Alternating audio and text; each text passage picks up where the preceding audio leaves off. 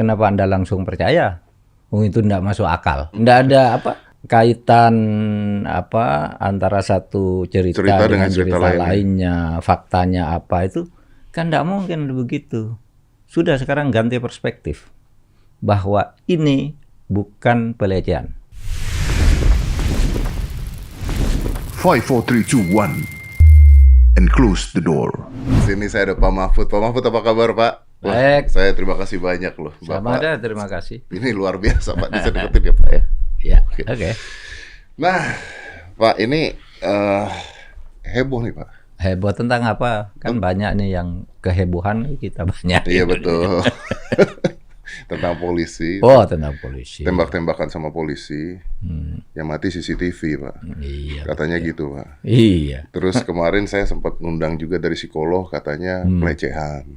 Tapi ini sekarang netizen dan masyarakat sudah mulai marah.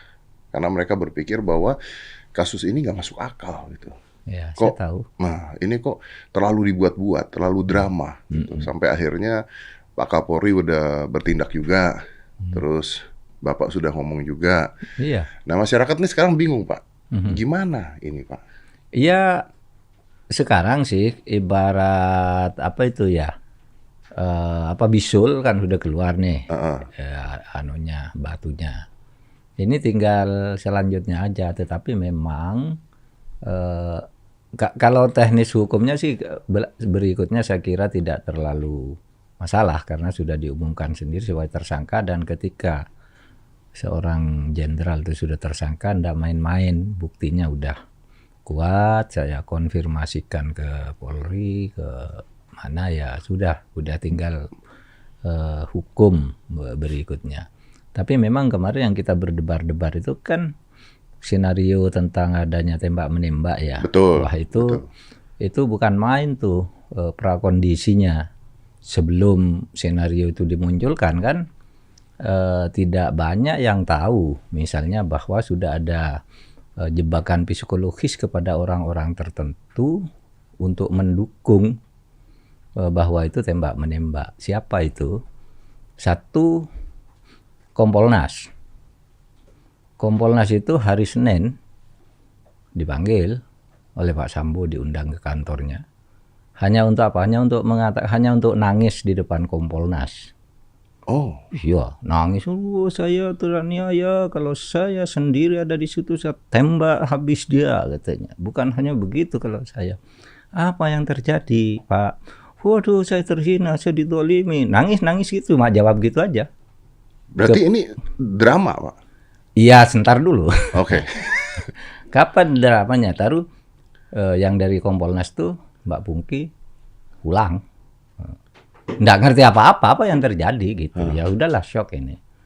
Lalu sudah itu Kompolnas dipanggil juga ke situ, nangis dengan cara sama, ceritanya sama. Dua tuh. Begini loh. Berarti ini ada upaya pengkondisian psikologis agar ada Skenario. Agar ada orang yang nanti membela, menyatakan bahwa itu terdolimi. Dan itu kan betul kan? Kompolnas maupun Komnas HAM langsung bilang betul kan? Semula Awalnya. Dan bukan hanya itu, teman Anda juga dikelui begitu. Siapa? Orang terkenal. Namanya Oh. Nah, iya, dibilangin begitu juga. Dibilangin gitu juga? Iya, dan beberapa orang lagi dihubungi, dia hanya nangis saja. Kalau Kak, saya ditolimi Kak, gimana nih Kak? Gitu. Saya tanya, bener nggak? Bener. Gitu. Artinya apa? Memang ada suatu pengkondisian untuk mengatakan, oh itu ditolimi. Istrinya dilecehkan. Kan gitu kan? Kondisi. Masih ada beberapa anggota DPR juga yang digitukan, tapi saya telepon nggak diangkat. Saya mau tanya itu kan. Iya. Bapak dengan anggota DPR kadang-kadang. Saya WA dulu, saya mau telepon, mau tanya, katanya. Iya. Katanya. Tapi oke lah, sudah 3 orang tuh kan sudah menciptakan itu kan prakondisi untuk mengatakan bahwa itu pelecehan. Padahal sesudah itu saya pulang dari Mekah itu memang lalu saya panggil nih Kompolnas, lalu Komnas HAM, saya bicara udah berkali-kali saya rapat dengan Kompolnas, dengan Komnas HAM, masih kadangkala terpengaruh oleh kerangka pikir itu bahwa ini terjadi pelecehan, terjadi pentoliman gitu, sehingga ditembak oleh ajudannya, oleh Baradae dan sebagainya. Itu senarionya seperti itu. Tapi begitu saya dengar 3 orang begini, Kompolnas saya bilang, kita ganti perspektif, saya bilang. Saya panggil Pak Benny Mamoto, Anda salah. Kenapa Anda langsung bilang bahwa itu kejadiannya benar? Padahal ini ada perspektif lain yang mungkin lebih masuk akal. Ini Pak Benny Mamoto, Kompolnas saya panggil. Pak, saya begitu ada peristiwa Bapak ada di Mekah, saya langsung ke Polres Jakarta Selatan. Saya mendapat penjelasan begitu dari Kapolres. Nah, yang salah kan sama Kapolres, saya bilang. Kenapa Anda langsung percaya? Itu tidak masuk akal. Tidak ada kaitan antara satu cerita dengan cerita lainnya, faktanya apa itu kan tidak mungkin begitu. Sudah sekarang ganti perspektif bahwa ini bukan pelecehan, tapi sesuatu ini terjadi. Lalu muncullah gitu ya dari Kamarudin, Simanjunta dan sebagainya. Nah Mas Dedi, sampai sekarang kan belum ada yang tahu, termasuk Mas Dedi, apa yang terjadi hari Jumat sore sampai Senin sore. Iya. Di tempat itu dan orang-orang itu kemana? Iya. Nggak ada, kan belum ada yang tahu. Nanti biar diungkap di pengadilan. Jadi tidak ada yang tahu sampai sekarang. Komnas HAM saya tanya ya Komnas HAM ya. Apa yang Jumat sore ketika Dedi itu Joshua itu dibunuh sampai Senin sore diumumkan apa yang terjadi? Nggak tahu gitu. Loh, kok nggak diperiksa? Sulit memeriksanya. Sulit memeriksa Sambo, memeriksa istrinya gitu kan, nggak bisa disentuh kan kalau itu kan baru sesudah dibentuk tim sus, baru bisa disentuh, itu pun tidak langsung bisa disentuh. Nah, yang begini ini yang saya kawal. Orang mengatakan saya ikut campur, saya nggak ikut campur ke urusan pro justisianya, kan yang meriksa dia. Tapi bukannya memang tugas Bapak sebagai iya, makanya saya memberi perspektif lain agar kan tidak dibelokkan ke situ. Makanya saya katakan itu tidak benar cara begitu, tidak ada ininya. Oleh sebab itu laporan yang disampaikan oleh Saur Siagian, Kamarudin, menurut saya itu lebih layak untuk dipertimbangkan sebagai modus gitu. Lalu itulah sebabnya opini berkembang terus, saya giring ke situ saya bicara, bentuk tim sus ya. Polri tahu, oh iya bentuk tim sus gitu. Sudah tim sus rame lagi gali otopsinya bohong, kata Polri enggak ada otopsi itu, sudah nanti aja. Bukan kata Polri, kata penyidik lah, kata pendukung Sambo lah, entah polisi entah siapa. Terus saya bilang itu kalau tidak diotopsi ulang, kepercayaan publik tidak akan tumbuh, tidak akan ada. Lalu otopsi ulang. Otopsi ulang gitu kan. Otopsi ulangnya masih ada lagi yang mau menyembunyikan kan? Berarti ini semua atas perintah Pak Mahfud? Bukan perintah saya ikut memberi dorongan terhadap usul-usul masyarakat yang masuk akal. Oke. Kan masuk akal kan orang, loh. Kok begitu peristiwanya? Tapi luka-lukanya seperti itu. Iya, lukanya seperti itu dan tidak ada penjelasan yang detail. Kemudian waktu jenazahnya datang tidak boleh dibuka dan seterusnya, itu kan mencurigakan. Ya kan? Otopsi ulang. Bukan saya yang usul, tapi saya mendorong itu dan itu kemudian difahami lah. Oke.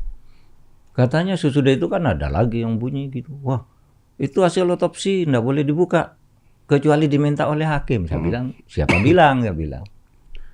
Hasil otopsi kalau diminta oleh hakim wajib dibuka. Kalau tidak diminta, boleh dibuka ke publik. Boleh Pak ya? Boleh dong. Kenapa tidak boleh? Oh, itu bukan penyakit, itu bukti kejahatan. Oh iya. Kalau iya, penyakit iya. misalnya HIV gitu ya,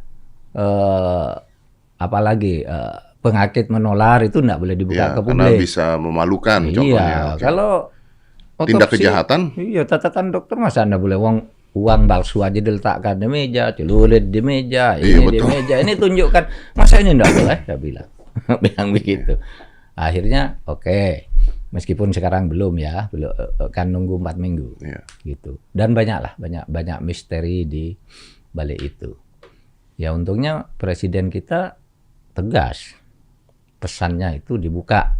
Karena presiden ini informasinya banyak juga ya, bukan hanya laporan resmi dari Polri. Intelijen apa, kita punya banyak intelijen kan, Iya. ada BIN, ada BAIS, ada Densus, ada BNPT, itu semua punya tuh intel, kejaksaan gitu kan. Kan tinggal panggil aja kan kalau presiden, jadi tahu, sehingga dia tegas. Buka sejujur-jujurnya. Jangan ada yang ditutupi. Gitu, beri akses kepada keluarga. Nah, itu kan. Nah, itu maka terus itu Polri berjalan ke situ. Pak Mahfud. Ya. Tapi kalau misalnya dibuka sejujur-jujurnya, ini pemikiran masyarakat ya Pak ya. Bahkan nanti akan ketahuan lagi nama-nama orang lain lagi. Dan bisa juga jenderal-jenderal. Bisa juga pangkat-pangkat tinggi. Apa ini enggak? Kalau di kasus pembunuhan ini terlokalisir terhadap 31 nama saja di dalam kasus pembunuhan ini. Tapi kalau dibuka-bukaan semua, dia ada kasus lain tuh banyak juga. Tapi makanya saya katakan udahlah ke kasus ini aja, jangan melebar ke soal judi, narkoba, apa ya nanti aja. Kasus Yang ini pembunuhan ini dulu ya. Kasus pembunuhan ini saja, dan itu ada 31 orang yang sekarang sedang diperiksa. Terperiksa namanya, belum disidik. Kalau sidik itu sudah tersangka. Iya. Dan kalau memang benar Pak, ternyata benar. Iya. Bukankah ini akan merusak nama kepolisian di masyarakat? Enggak, justru akan mengharumkan nama kepolisian. Seorang pegiat survei kemarin memberi info ke saya, Pak, dengan pengumuman Kapolri dan penjelasan Pak Mahfud, Polri dan sebagainya, itu saya yakin katanya. Ini kalau disurvei, kepercayaan terhadap Polri naik lagi. Naik lagi. Iya, kata dia. Iya, iya. Saya juga berpikir gitu sih, karena akhirnya polisi berani bertindak walaupun lawannya polisi juga gitu. Iya. Oke. Tapi itu artinya Pak, mengatakan bahwa di dalam kepolisian banyak sekali polisi-polisi yang Oh iyalah, ada. Di masyarakat juga ada ya. Orang-orang nakal begitu kan ada. Tetapi kalau sampai itu membesar dan Polri sebagai institusi dikangkangi, nah itu celaka. Tapi kalau orang-orang nakal gitu, ya Polri banyak, tentara juga banyak. Seperti halnya rakyat, kelompok pengajian ada yang nakal ya kan. Kelompok pengajian ada yang nakal, apalagi di polisi kan ada. Tapi polisi yang baik kan juga banyak. Betul. Itu personal aja. Betul. Di masjid aja ada maling. Ya sama aja. Orang sholat aja nyopet gitu kan ada. Ya ada saja kalau gitu. Pak, tapi yang menarik di sini Pak ya, kan ini Baradae yang tiba-tiba dia mengatakan bahwa dia tidak ikut-ikutan membunuh Brigadir J, katanya. Sedangkan awalnya dia masuk ke sana. Berarti dia dikorbankan. Iya, ya itulah pengkondisian itu. Jadi kan tadi dibilang istri saya dilecehkan lalu berteriak, ternyata terus si Brigadir Barata turun, ditembak, lalu nembak balik, tembak dudut gitu. Senarionya kan begitu, dan dia ngaku begitu ke Komnas HAM. Betul. Komnas HAM percaya betul ini. Iya. Udah ini katanya. Masyarakat Pak ketika baca itu Pak berpikir wah ini Baradae hebat banget, ditembak bisa meleset-meleset katanya pelurunya. Hebat banget. Iya kan? Iya. Makanya mereka tidak percaya. Nah, aduh. Wah, kalau Mas Dedi tahu yang lebih dalam gitu ya, tidak terlalu sensitif, ngeri lagi. Makanya saya bicara yang sudah diketahui publik aja, saya highlight gitu. Ini kan highlight aja.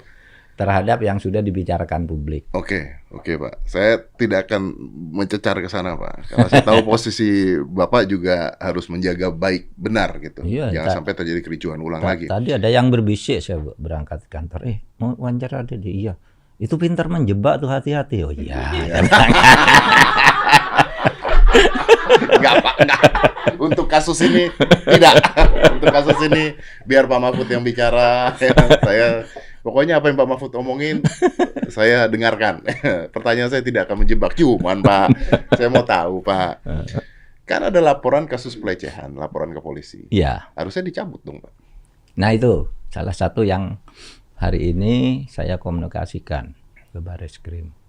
Karena laporan pelecehan itu diproses sampai sekarang. Loh, saya bilang kan sinarionya sudah lain, sudah ada tersangkanya dengan bukti-bukti dua alat bukti yang cukup bahwa pelakunya bukan Barada. Barada, betul. Tapi ada yang nyuruh. Perintah menyuruh ini disampaikan oleh 3 orang yang pada saat itu ada di situ. Gitu. Kan berarti sudah tidak ada pelecehan laporan itu. Oh iya Pak. Gitu kan. Ya mungkin sebentar lagi cabut. Di SP3. Di SP3. Oke, karena masyarakat sudah tidak percaya juga. Ya harus di SP3 dong. Kan yang dituduh melecehkan sudah ditembak mati. Nah, cerita-cerita laporan pemeriksaan itu yang mengerikan gitu. Mengerikan ya campur menjijikkan juga lah. Makanya saya bilang sensitif gitu. Bagaimana tuduhan terhadap dia, melecehkannya bagaimana, itu kan ada uraiannya kan. Nah itu tutup di sini, jangan dijebak lagi, jangan dicecar. Jangan lagi. Aduh. Tapi Pak, kenapa ditaruhnya di Makobrimob Pak? Iya, untuk diamankan. Memang di sana ada tempat khusus yang lebih steril dari pengaruh-pengaruh luar dan dari sembarang orang masuk ke situ. Oke, kalau Bapak mengatakan gitu, artinya ini kuat sekali dong Pak jaringannya. Iya. Banyak anunya gitu. Yang terlibat di sini banyak. Dan banyak orang yang ketakutan nanti merembet ke kasus-kasus lain, sehingga ini kalau bisa enggak masuk ke situ, enggak ada orang yang masuk. Enggak boleh ketemu Barada dulu, enggak boleh ketemu Pak Sambo dulu, termasuk istrinya kan enggak boleh. Anda enggak pernah enggak dulu orang istri seorang jenderal mau ketemu suaminya dilarang oleh polisi, enggak ada dulu kan. Iya betul. Sekarang ada. Hebat kan Pak Listio, hebat. Iya betul. Cuman dari tadi Bapak mengatakan bahwa kalau ini dibuka semua banyak kasus-kasus lain, Pak. Lah iyalah banyak lah, sama juga di tengah-tengah masyarakat banyak kasus lain. Ya, tapi ini yang harus kita selesaikan dulu gitu ya Pak, intinya Pak. Iya. Ya? Oke. Nah Pak, saya tuh masih bingungnya begini. Ini kan artinya tadi Bapak mengatakan jebakan psikologis. Kalau Jenderal Sambo nangis-nangis, orang jadi percaya. Intinya gitu kan? Iya, dan semula kan memang semula percaya kan? Betul, semua percaya. Ketika saya tanya dua orang yang dipanggil Sambo ini, itu ada enggak itu? Ada rekayasa bahwa yang nembak bukan ini. Oh enggak Pak, memang betul. Yakin sekali itu? Yakin semula. Oke, tapi kan artinya Pak, ada juga orang-orang yang terpaksa untuk melakukan ini kan Pak? Terpaksa melakukan terpaksa apa? Untuk mengatakan iya, ini yang terjadi kan? Kalau polisi atau misalnya tentara atau misalnya angkatan memerintahkan anak buahnya, oh iya, yang terpaksa mengatakan iya itu kan Baradae semula. Dan yang tidak terpaksa tapi percaya itu kan tadi yang dipanggil hari pertama itu. Jadi perspektifnya tuh ketika memeriksa itu, oh iya ini dizalimi karena ketemu dengan orang nangis, karena nggak pernah ada jenderal nangis kan. Wah ini jenderal sampai nangis beneran nih kan, gitu kira-kira ya. Secara psikologis. Betul, ya. Bapak tahu nggak Pak, ada satu missing link di masyarakat tuh yang bertanya-tanya juga, bukan membela Jenderal Sambonya Pak ya, tapi masyarakat tuh juga bertanya gini, kalau misalnya seorang jenderal, misalnya untuk menghilangkan anak buahnya, harusnya kan bisa dilakukan di jalan. Oh, Harusnya kan bisa dihilangkan saja gitu. Iya. Kenapa harus seperti ini? Ini kan resikonya tinggi sekali, Pak. Kita tahu ini resikonya tinggi sekali. Makanya ada orang-orang yang percaya bahwa ini pasti terjadi pelecehan. Karena kalau memang tujuannya adalah untuk menghilangkan, gampang banget untuk ngilangin di Ya, jalan. saya sering mengatakan begitu juga. Loh, kalau seorang jenderal kan tinggal nyuruh ya. Kalau ada pelecehan suruh bawa ke sana, hilangkan. Hilang, selesai gitu kan intinya. Bisa. Seumpama ketuan pun dia bersih gitu. Iya. Tapi mengapa kok melakukan itu? Nah, itu. Itulah jawabannya yang akan ada di pengadilan. Aduh. Saya tahu. Soalnya nih Pak, ya dari awal kejadian, saya berpikirnya gini, kalau saya kan saya jadi jenderal nih Pak, ya saya nggak mengatakan jenderal boleh membunuh orang ya, tapi maksudnya dengan kemampuan seperti itu, terus dilecehkan istrinya dan sebagainya, masa saya tembak-tembakan di rumah gitu kan, bawa aja ke jalan hilang. Iya. Gitu Semua kan, berpikir begitu. Nah itu dia makanya, berarti kan ada yang aneh Pak di sini. Pasti ada gitu. yang aneh.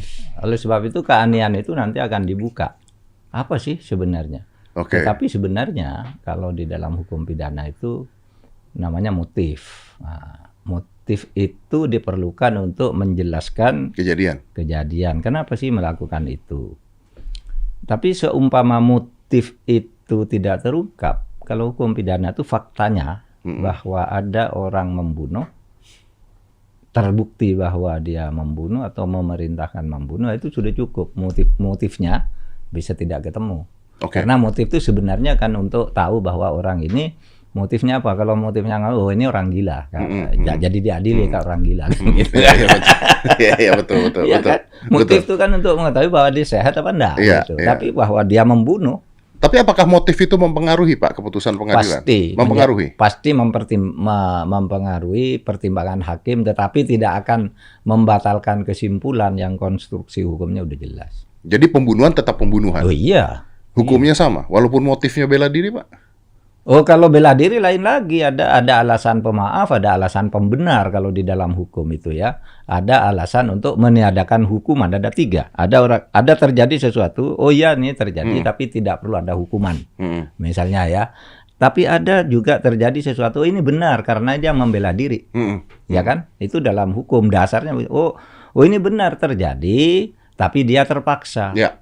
Nah, itu enggak dihukum. Nah, Bapak pernah baca nggak Pak ada orang membunuh begal gara-gara dia dibegal, tapi orang itu dipenjara? Iya. Akhirnya sekarang dilepasin ya? Oh, kalau yang dilepas itu kan saya yang ngelepas, yang di Bekasi itu kan. Iya. Iya. Dia dibegal, ya, terus dibegal, terus pembegalnya dibunuh. Iya. Yang satu lari. Lalu dia sore itu juga dijadikan tersangka. Betul. Itu di Bekasi. Betul. Saya terus ketemu presiden waktu itu. Oh iya ada kayak gitu. Kok bisa terjadi gitu? Loh Pak, ini sudah ada di media ya. Telepon Polrinya. Besoknya diumumkan anak ini bebas, malah diberi hadiah oleh penghargaan oleh polisi karena membantu memberantas kejahatan katanya. Padahal kemarin langsung dijadikan tersangka. Kan karena ada Bapak itu yang menghubungi. Itu yang ditersangka, iya. Iya, kan ada Pak Mahfud kan yang menghubungi dengan presiden juga mengiyakan. Oke. Iya. Tapi kok bisa ditangkap Pak? Kalau tadi Bapak mengatakan hukumnya nggak seperti itu. Ya orang itu Pak. Lah iya namanya polisinya kan yang ya salah penerapan hukum. Penerapan makanya hukum. Dibatalkan. Oke. Ya kan? Oke. Makanya dibatalkan. Yang terakhir kan di Mataram. Oh, saya nggak tahu tuh. Di Mataram gitu. Iya kan ada juga yang barusan di Mataram itu orang mau ngantar apa makanan ke rumah tuannya, dibegal, dibunuh orangnya. Lalu langsung dijadikan tersangka. Bebas lagi kan. Baru belum lama 2 atau 3 bulan lalu gitu. Yang di Mataram tuh. Oh. Banyak yang begitu. Polisi itu yang disebut tidak profesional. Ya mungkin takut aja ketika polisinya ditampilkan di TV. Lah kan ada korban dan ini ya diproses dulu bahwa itu nanti bebas tuh di pengadilan kan gitu jawabannya. Iya, betul. Ya kalau saya tidak proses salah kata polisinya gitu kan. Serba salah. Iya kata polisinya, tapi sebenarnya enggak juga sih kan di dalam hukum ada kalau orang membebaskan. Kalau polisinya membebaskan di awal dia tidak nangka, apakah polisinya salah, Pak? Bisa dipersoalkan orang memang. Oh, oke. Tetapi kalau tahu cara menjelaskannya, ini udah diproses bebas gitu. Tapi itu kan lalu ditahan. Nah, itu ada juga. Banyak sih yang begitu itu. Jadi begal gitu. Ya. Dibegal, lalu begalnya dibunuh, malah dia yang ditangkap. Iya betul, banyak Pak itu Pak. Banyak. Sekurang-kurangnya ada 2 yang saya tangani gitu. Saya tadi tuh mau nanya sama Pak Mahfud tapi nyecernya nggak tega. Apa itu? Ini dulu deh Pak, yang paling sederhana Pak. Apakah keselamatan Barada bisa dijamin Pak? Saya tadi memang sengaja bicara itu dengan Kabareskrim dan Pak Kapolri. Saya sudah komunikasi juga supaya keamanannya dijamin, makanannya dijaga, AC juga supaya jangan ada racun masuk lewat situ, diberi tempat yang enak, jangan ada yang berani neror dan sebagainya, meletakkan sesuatu barang, Pak, dibilang kiriman dari orang tua dan sebagainya kan sering banyak terjadi. Iya betul. Polri bilang, Pak kami jaga gitu. Oleh sebab itu dia nanti tidak ditahan di tahanan Bareskrim, Dipindahkan. diletakkan di Makobrimob. Oke. Sama dengan Sambo kan diletakkan di Makobrimob. Rumah khusus namanya. Iya. Di situ. Karena kan untuk pengamanannya. Saya bilang, Pak, itu LPSK tuh mau memberi perlindungan, minta perlindungan ke LPSK kan. Tapi LPSK minta diberi akses untuk mudah ketemu. Kok mereka mengatakan dipersulit gitu. Kan ini di TV. Saya dipersulit untuk dampingi untuk itu, dan memang saya setuju dengan Polri. Itu tidak bisa dalam situasi sekarang sembarang ketemu. Istrinya Sambo aja tidak boleh ditemui kok. Apalagi orang yang begini. Sampai dulu penyerahan perkara ke kejaksaan. Yang penting sudah ada permintaan perlindungan kan gitu, lindungi. Tetapi tolong diberi akses. Oke Pak, tadi oke kami beri akses. Besok di Maku biar diatur kapan dia ketemu dan bagaimana cara ketemu dan akan diatur. Jadi LPSK ya mudah-mudahan lah sehari 2 hari ini sudah bisa. Secara hukum apakah seorang tersangka bisa berubah menjadi saksi Pak? Bisa aja. Kenapa seorang tersangka bisa berubah menjadi saksi dan seorang tersangka sekaligus menjadi saksi? Kan kalau bersama-sama kan begitu. Iya kan? Kalau bersama-sama, lalu dia atas perintah jabatan, iya kan? Saya nembak, tapi saya disuruh oleh atasan saya. Ada di hukum pidana. Ada di hukum pidana? Ada KUH pidana pasal 51. Tidak boleh menolak tugas. Nah, kalau... Tunggu bentar Pak, bentar. Dia nembak orang. Tugas jabatan. Tugas jabatan, betul. Iya. Misalnya disuruh tembak. Iya, tembak. Nggak boleh menolak tugas. Nggak boleh menolak tugas. Oke. Apalagi diancam. Kalau kamu nggak nembak, saya yang nembak. Misalnya. Iya. Jangan curiga dulu. Tembak. Kalau kamu nggak nembak, saya nembak kamu. Misalnya kan nggak bisa ngilah. Iya, betul. Misalnya. Oke. Ini jangan diasosiasikan. Oke. Ya. Saya bicara pada apa yang sudah diputus oleh hakim. Bukankah itu ada tulisannya untuk kepentingan negara, Pak? Untuk kepentingan negara.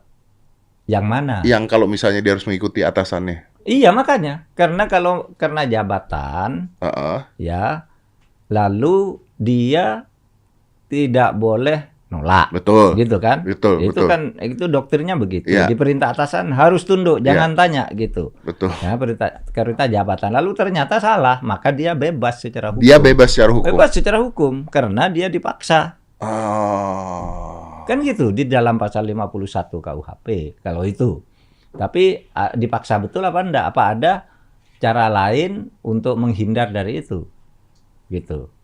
Kalau tidak ada cara lain, berarti dia pelakunya, yang nyuruh itu intelektualnya. Makanya yang nyuruh itu bisa kena pasal 340, pembunuhan berencana. Pembunuhan berencana. Kalau ini pembunuhan yang bisa diringankan lagi hukumannya, karena terpaksa ada dorongan yang sulit dihindari atau apa, nanti kan hakim bisa. Dia balik lagi motif ya Pak ya? Iya. Motifnya. Iya. Kalau yang di atas berarti pembunuhan berencana. Oke. Pak Mahfud yakin Pak ini akan terbongkar dengan benar? Kan sudah terbongkar. Ya, kalau di tingkat polisi. Kan sudah terbongkar kan sekarang. Kita kan cari pelaku utamanya. Dan sudah diumumkan sendiri oleh Kapolri bahwa pelakunya FS. FS itu ya Ferdi Sambo. Karena sebelumnya menyebut Ferdi Sambo. Tapi kemudian disingkat saja itu juga. Dan orang yang ditahan juga Sambo. Ya kita doronglah sama-sama untuk kebaikan. Dan saya tidak ikut campur loh, Mas Dedi, urusan itu. Saya ngawal perintah presiden. Kan ada nih yang katakan. Saya tuh nggak ngerti deh, Bapak dari tadi bilang nggak ikut campur. Bukannya Bapak sebagai Menko Polhukam memang itu hak Anda, Pak? Memang tidak ikut campur dalam arti tidak ikut campur dalam urusan pro justisia. Tapi kalau memberi arah, itu tugas saya. Oleh sebab itu selain saya bicara ke publik agar publik tenang dan tahu masalahnya, saya juga koordinasi betul dengan Polri, dengan Komnas HAM, dengan LPSK, dengan Kompolnas. Saya koordinasi betul. Bahkan dengan BNPT meskipun tidak ada kaitannya, tapi di situ kan ada orang-orang yang ahli dipekerjakan di situ. Di Densus, orang yang ahli mencari pembunuh atau pelaku kejahatan seperti itu. Yang rumit seperti itu. Ya, pusing. Bukan pusing, Pak. Saya tuh banyak yang mau saya tanya, Pak, sebenarnya. Cuman kan sulit. Tapi masyarakat udah tahu nih bahwa ini ternyata bohong gitu. Cerita-cerita ini tuh bohong gitu. Semuanya bohong. Dan ini yang sebenarnya terjadi gitu. Dan saya nggak nyangka juga bahwa akan dibongkar gitu, Pak. Bahwa ternyata dibongkar-bongkar juga. Ya, kita harus memberi apresiasi kalau saya ya.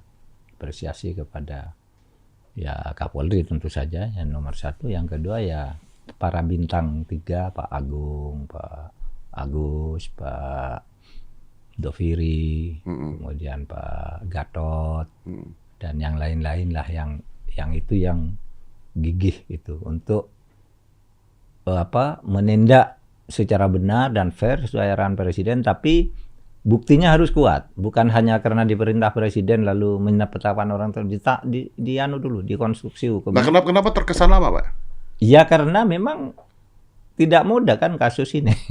Sebenarnya sih kalau teori penyidikan, saya kan banyak ketemu dengan tentara-tentara yang dulu masih bergabung ABRI kan, ABRI. Tentara itu dulu sama polisi kan satu kan, sekarang kan terpisah. Tapi yang senior sudah pensiun. Ketemu pensiunan polisi, ketemu, Pak katanya, loh itu tempatnya kan jelas berapa 1000 meter, misalnya 1000 meter areal tanah, terjadi di situ bangunannya begitu, yang ada di situ sudah lebih dari 2 orang. Wah itu urusan polsek aja bisa, Pak katanya. Nggak usah polsek aja bisa cepat gitu. Saya pernah membongkar kasus ini yang sulit-sulit, bisa betul kan? Kasus mutilasi, kasus pencurian bayi, kasus apa langsung ketemu, iya kan Pak? Iya. Asal jangan lari ke luar negeri aja. Iya. Di luar negeri harus pakai Interpol kan? Iya betul. Tapi kan saat ini yang ketangkap udah berapa, Pak? Kenapa? Saat ini ditangkap sudah berapa, Pak? Yang diamankan 31. Yang ditahan tersangkanya 4. Iya kan? Iya. Yang diamankan 31. Yang masih dalam proses terperiksa. Dan nanti saya katakan tadi, loh, itu kalau diperiksa, diamankan begitu tuh kan belum tersangka, masih terperiksa pelanggaran etik tidak profesional lah.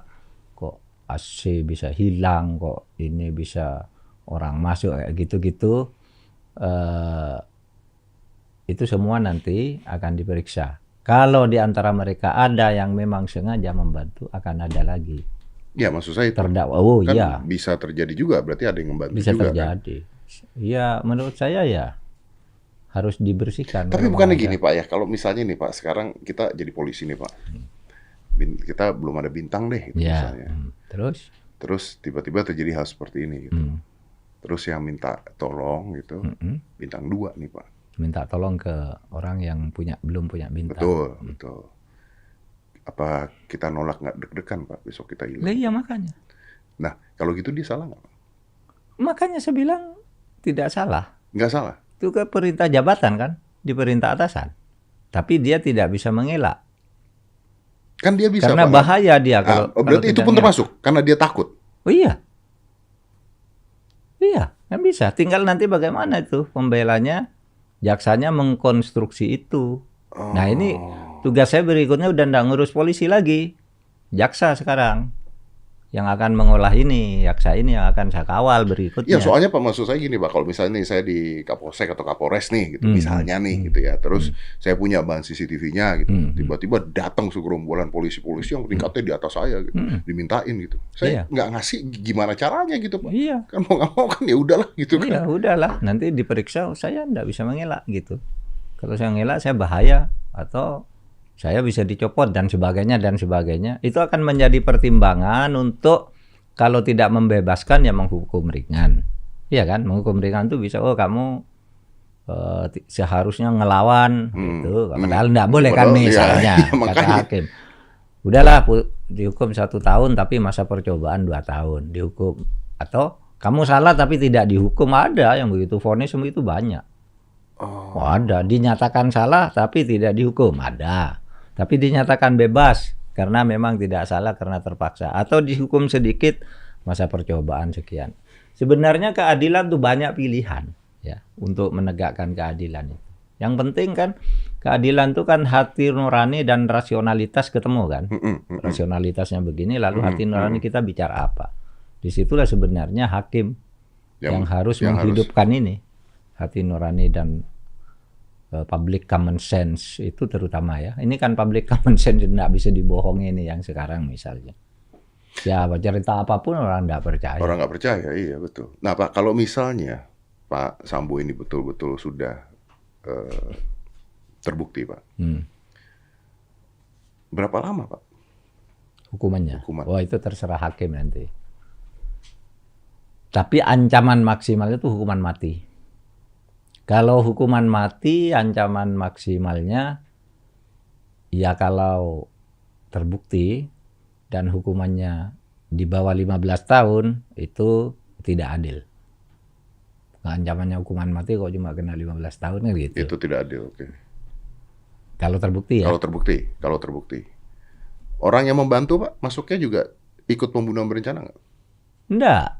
Yang tergantung apakah ketika membantu itu dia ikut merencanakan atau diperintah seketika. Iya, oke. Iya kan? Iya. Misalnya ayo besok bunuh, lalu ada 2-3 orang, ayo besok ikut bersama-sama namanya menurut pasal 55. Oke. Kalau orang yang melihat kejadian tapi diam saja gimana? Oh, kalau itu lihat kejadian, diam saja, tidak melapor kan gitu. Bisa saja misalnya istrinya Pak Sambo melihat kejadian misalnya, tapi kan nggak mungkin dia ngomong nih, kan diam saja dong. Iya, dia sudah ngomong kok, udah nanti aja lihat di pengadilan. Kan gue jadi bingung nanya kan kalau kayak begini. Waduh. Dia sudah ngomong kok, gimana? Saya kan tidak boleh membocorkan. Iya. Apa yang saya ketahui secara pro justisia. Iya betul. Ya, kalau saya berandai-andai nanti salah ya, memberi contoh orang lain iya, salah. Betul, Lebih baik. Bapak nggak boleh, kan Anda mau tanya Bu Putri kan? Ya sudah dia sudah ngomong gitu aja. Oh iya. Ini podcast saya tersulit loh Pak, karena di otak saya banyak sekali pertanyaan, tapi saya tahu bahwa saya tidak mau bikin masalah dengan Pak Mahfud juga. Oke. Gini Pak, kan kalau di berita nyebutin ada 3 bocoran, ada 3 motif pembunuhnya. Oh iya. Ya kan, jadi beda-beda nih Pak ceritanya nih Pak, gitu kan? Itu nanti di pengadilan juga Pak ya? Enggak, itu kan sudah muncul di koran. Ini boleh dong. Muncul di koran. Pertama, laporan bahwa terjadi pelecehan seksual. Itu laporan resmi dari pengumuman resmi dari pelapor, yaitu Pak Sambo, kemudian dan diumumkan juga oleh Polres. Itu kan sudah motif. Iya kan? Karena sudah diumumkan oleh Kapolres. Berarti itu termasuk motif? Iya dong. Kan sudah dibatalkan, kalau itu terjadi, Pak. Enggak, kalau itu terjadi. Okay. Iya kan? Makanya saya katakan motifnya tuh macam-macam gitu. Apa betul ada pelecehan? Kalau di pelecehan diapakan kan? Itu yang tidak boleh. Itu urusan orang tua bukan anak kecil. Lalu skenario kedua kan yang juga muncul dari di medsos itu dan disebut oleh pengacara misalnya. Lalu itu kan perselingkuhan 4 segi. Iya kan? Ini dengan ini sama-sama marah jedet gitu. Itu mungkin motif, ya kan? Mungkin motif. Tapi yang agak apa namanya yang agak resmi itu malah menyebutkan itu perkosaan di suatu tempat, lalu terjadilah perencanaan itu juga. Lalu sebab itu tanya ke polisi aja biar dikonstruksi, jangan tanya ke saya. Malah ada lagi teori 2 tadi yang disebut oleh Teguh IPW itu ya, siapa, Teguh Widodo, Sugeng Teguh Santoso, yang menyebut Pak Mahfud keterucut nyebut 3, masih ada 2 lagi katanya, dia simpan nanti disampaikan. Itu motif-motif yang bisa nanti diolah, dikonstruksi gitu. Tapi saya juga apresiasi lah kepada Mas Teguh itu ya, kan yang berteriak pertama kali ketika kasus ini muncul bahwa terjadi tembak menembak itu, orang semula tidak peduli, ya sudahlah tembak menembak. Kenapa ya, biasa, biar ditangani polisi, laporkan ke polisi. Tapi Teguh yang pertama kali berteriak, itu salah, nah benar. Gimana kok bisa terjadi di situ, pasti diusut. Itu dia ngomong kira-kira hari Selasa Rabu, saya sedang ada di Mekah gitu. Ini kok ada orang perhatikan ya gitu. Lalu mulai ada satu-satu yang nyaut, lalu dikeluarkan lagi konferensi persnya itu, wah ini tidak wajar. Maka saya ngomongnya dari Mekah, ini tidak wajar nih. Aneh kok ada peristiwa kayak gitu, konstruksinya kan gitu. Nah habis itu menggelinding terus saya kawal sampai 2 hari lalu lah. Sekarang ini bukan dalam rangka ngawal polisi karena udah selesai, saya bercerita aja bahwa itu yang sebenarnya terjadi. Oke. Dari perspektif saya. Oke Pak Mahfud, saya nggak tahu ini Bapak bisa jawab apa enggak, tapi saya tuh bingungnya gini Pak, ini di sosial media itu kan dari awal kejadian, tadi kan Pak Mahfud mengatakan ini menggelinding, tapi di sosial media tuh di akun-akun tertentu tuh Pak, itu ada yang dari awal udah ngomong, nih kejadiannya seperti ini ada judi, ada apa, ada apa. Pertanyaan saya Pak, orang-orang di sosial media ini taunya dari mana Pak? Nah itu yang saya katakan, jangan berpikir bahwa sebuah kejahatan itu tidak diketahui orang sekarang. Coba kalau Anda lihat ketika Fadil berpelukan dengan Sambo, itu kan di sebuah ruangan yang tidak ada orang, hanya ada 2 atau 3 orang. Iya, yang foto bisa beredar. Yang foto pasti orang mereka juga gitu kan intinya kan? Bisa jadi, atau bisa jadi diambil dari CCTV atau apa gitu. Tapi ya gampang lah orang, dan dari situasi begini semua keluar, oh ini dulu melakukan ini dulu melakukan ini, dan seterusnya, sehingga misalnya track record Pak Sambo misalnya, yang dulu tidak pernah diperdulikan orang termasuk saya, itu masuk ke saya, ini tahun sekian jadi ini, di ini melakukan ini, tahun sekian di ini melakukan ini, dan yang lapor kepada saya itu adalah Kompolnas tahun 10 tahun lalu. Oh, wow. Dia sudah pernah memeriksa kasus dia. Oh. Iya. Tapi oke lah. Saya ini track recordnya Sambo, tapi ini di luar perkara itu. Ya, jadi selesaikan dulu perkara ini. Jadi dari sini saya banyak. Jadi ternyata banyak Pak. Banyak. Track recordnya Jenderal Sambo ini banyak. Iya pastilah. Jabatannya kan sampai bintang 2 dari apa ya, naik terus kan banyak berarti. Tapi perkaranya maksud saya, masalah isu-isu perkara itu kan lalu muncul gitu. Karena sekarang ini eranya era di mana orang tidak bisa ditutup begitu saja gitu.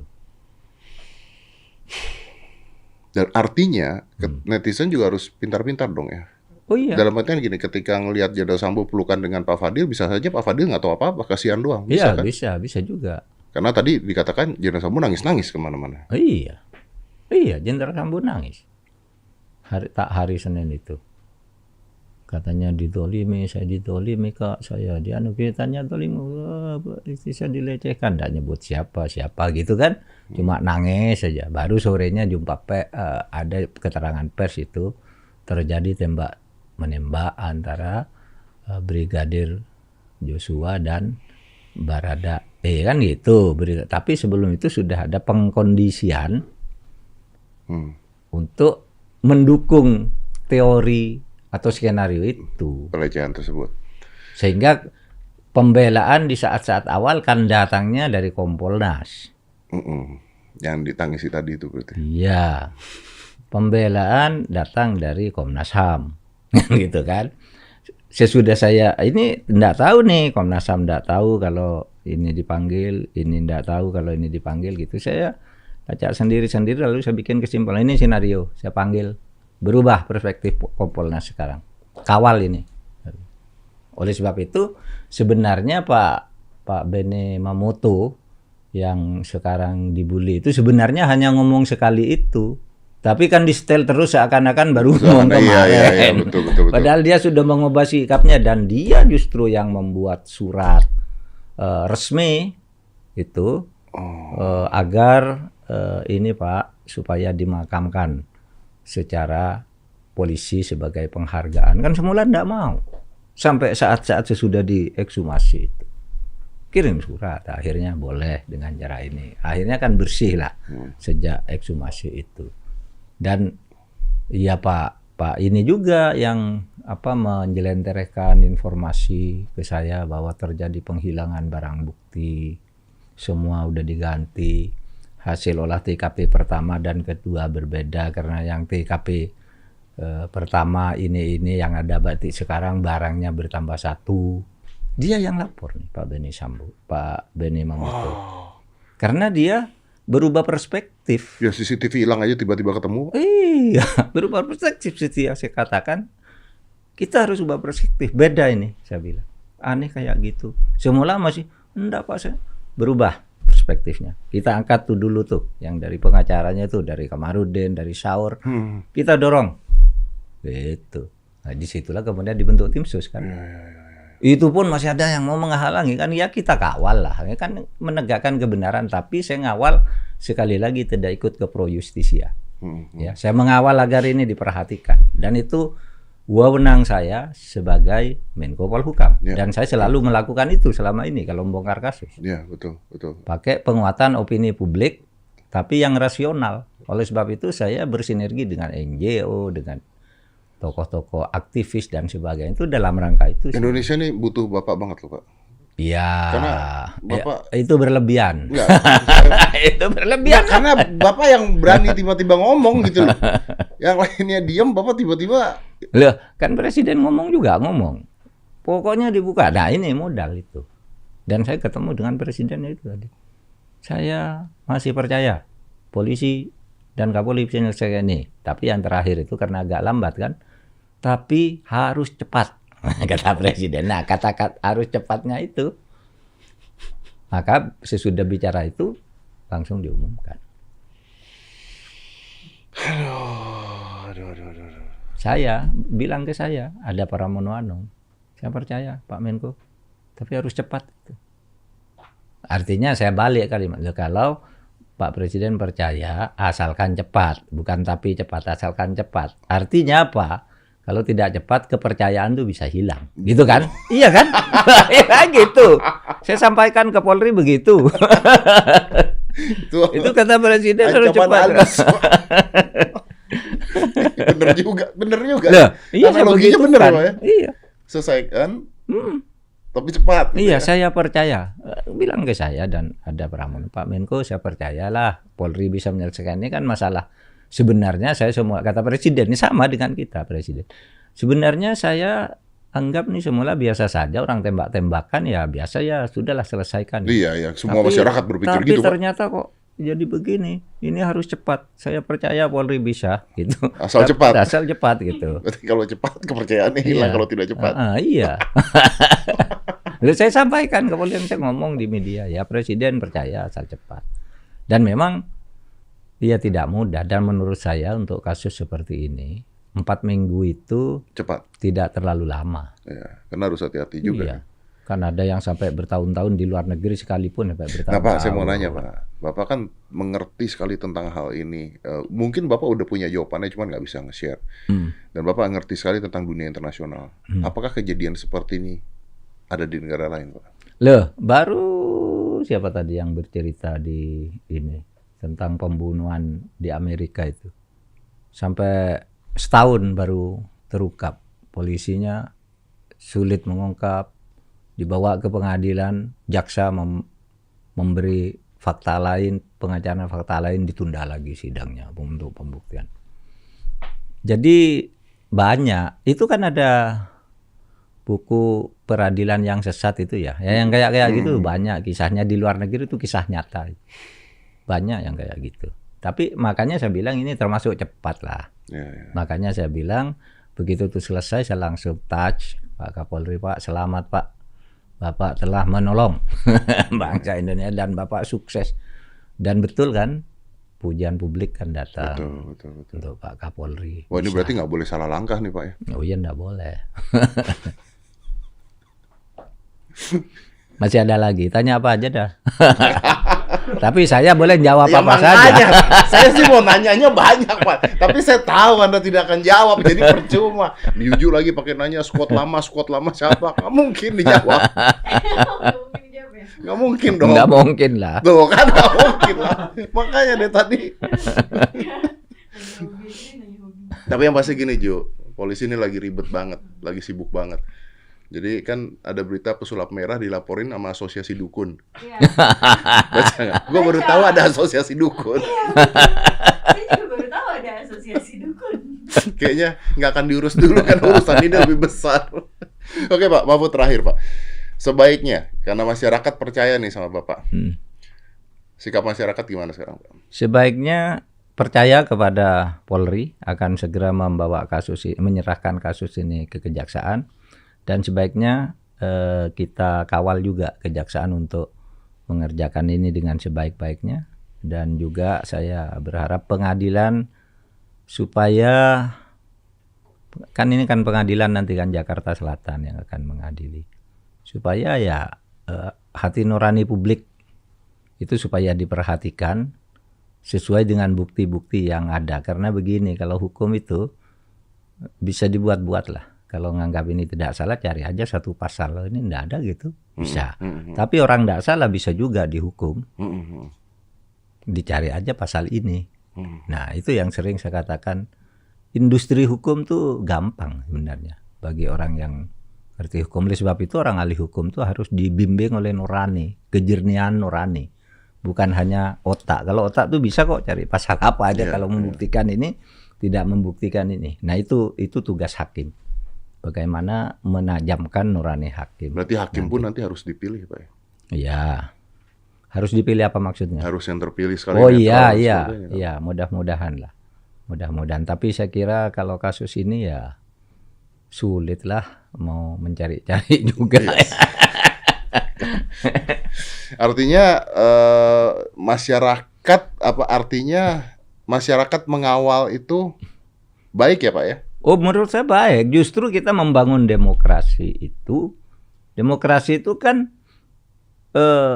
yang bagus ditandai oleh kuatnya kontrol masyarakat, pers seperti Anda, lalu civil society, ya, yang banyak bersuara-suara.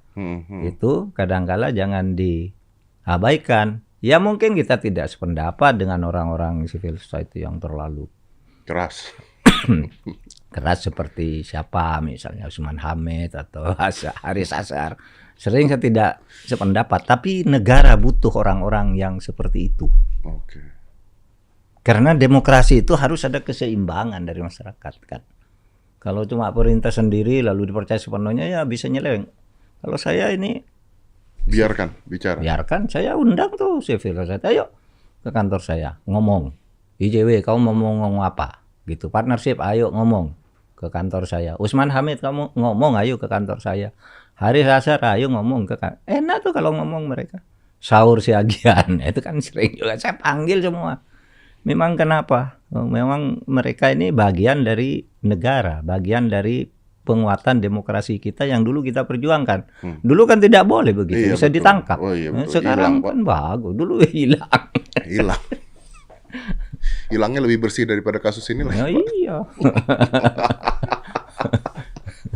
Oke, Pak. Terima kasih banyak ya Pak ya. Saya tahu Bapak tidak bisa menjelaskan secara terperinci. Saya juga Ya. tidak. Bukan tidak akan- bisa, tidak boleh. Ya. Saya sama aja. Saya, aduh, susah ya podcast ini ya. Tapi intinya gini Pak, mungkin saya mewakilkan masyarakat Pak ya.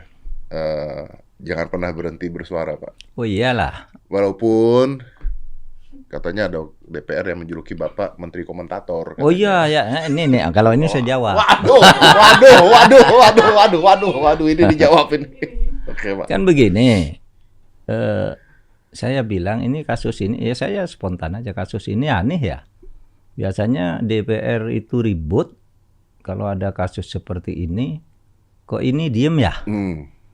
Itulah mungkin bagian dari psikopolitis yang sedang terjadi dalam kasus ini, entah dari pihak mana, pihak mana.